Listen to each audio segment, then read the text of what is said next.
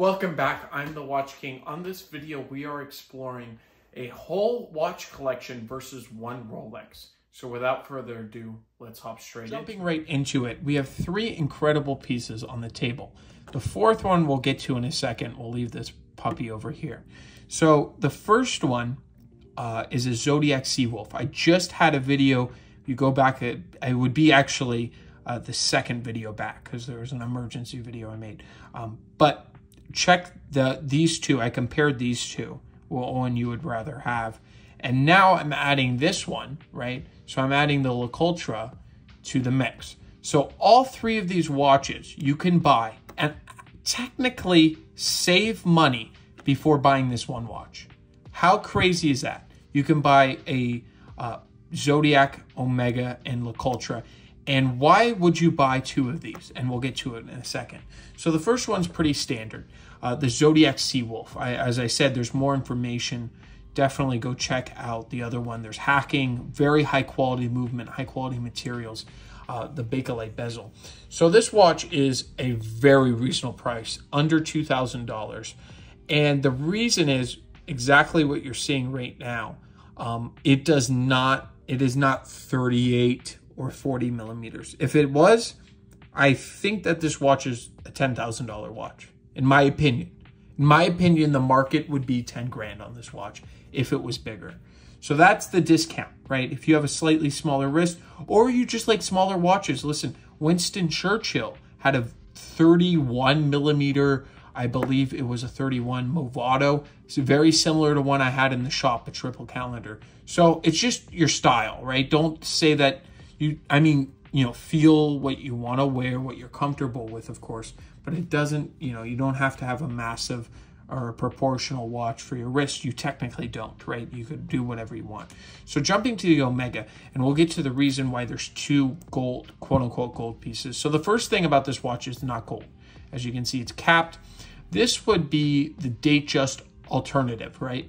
So you get three watches. You get the diver for timing things or barbecue or whatever you want to do. I don't recommend actually diving with it because it's pretty old. You have the Seamaster for the Datejust alternative. All right, this would be your everyday type of watch. Incredible dial. It really is. It glistens. It's almost like a Milky Way dial. Fantastic. And it has a cool functionality where it kind of quick sets in between the 9 and 12. Go back, check out my other video for more info on it.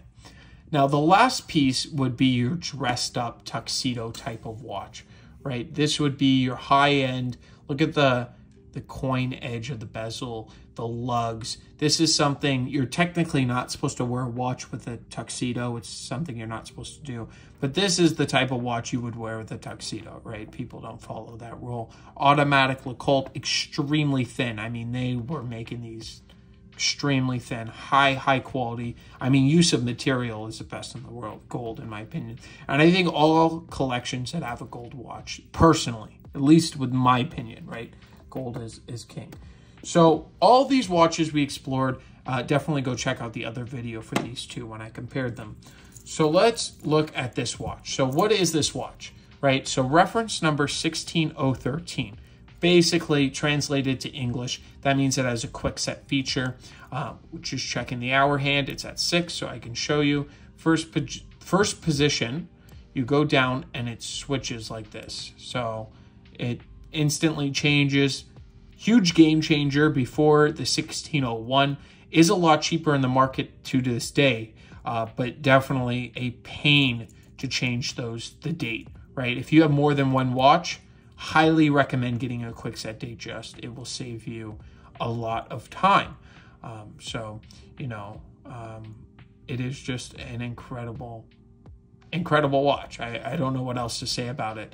The use of precious metals is also something to note here. We have a gold bezel, solid gold, bracelet, two-toned here, and the crown, of course, gold. The bracelet is one of the last of its kind. This watch was made the first year of the 16013, so 70s, that mid 70s point in that era. So that this watch will be the last of its kind with this bracelet. So it's kind of a little bit of history. I mean, some people love the USA bracelet. Personally, I like it because, first of all, they commissioned it. It is a factory bracelet. This would come on this watch from the Rolex authorized dealer, and only the American market could get these these bracelets.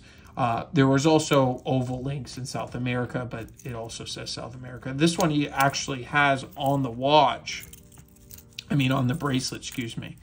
It actually says made in USA, which is a cool thing in my opinion. I just like that. And then, of course, 14 karat too. Remember, this is an older piece and older bracelet. So that they used to use 14K back in the day. So I want to thank you all for watching. This one's mostly about your opinions, right? What would you choose? If I didn't know anything about watches and I was first getting in the industry, younger version of me, would probably choose the Rolex. But now that I am dealing with it every day, I know the quality and, of course, the rareness. The Zodiac, it's not like it's super rare, but it's hard to find them in good examples, in great movements. The Omega, that dial is insane. That is patina on that dial. And then, of course, the Le Ultra, a classic. You can't go wrong with it, especially that bezel edge. It's really cool around the bezel. So thank you all, and I will definitely catch you in the next one. If you're looking for any of these watches, definitely go down in the link below. They are all for sale at the moment of this video. Thank you, and I will catch you in the next one.